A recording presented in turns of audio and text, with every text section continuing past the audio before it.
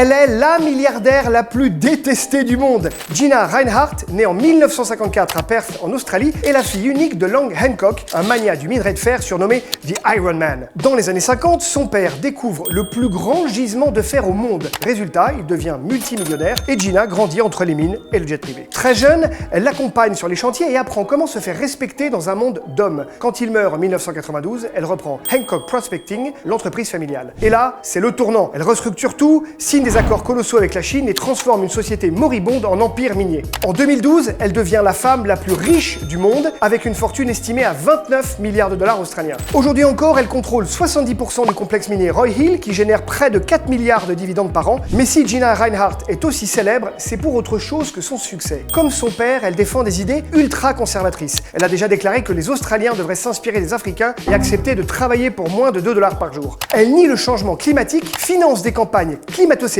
et pourtant, paradoxalement, elle investit plus d'1 milliard de dollars dans le lithium et les terres rares, des matériaux clés pour la transition énergétique. Côté personnel, c'est pas mieux. Elle est en guerre avec une partie de sa famille. 3 de ses enfants l'ont attaquée en justice, l'accusant d'avoir repoussé l'héritage familial à 2068. Aujourd'hui, seule sa plus jeune fille, Gina, travaille encore à ses côtés. Avec une fortune estimée à près de 30 milliards de dollars, Gina Rinehart reste la femme la plus riche d'Australie, mais aussi l'une des plus polarisantes du monde.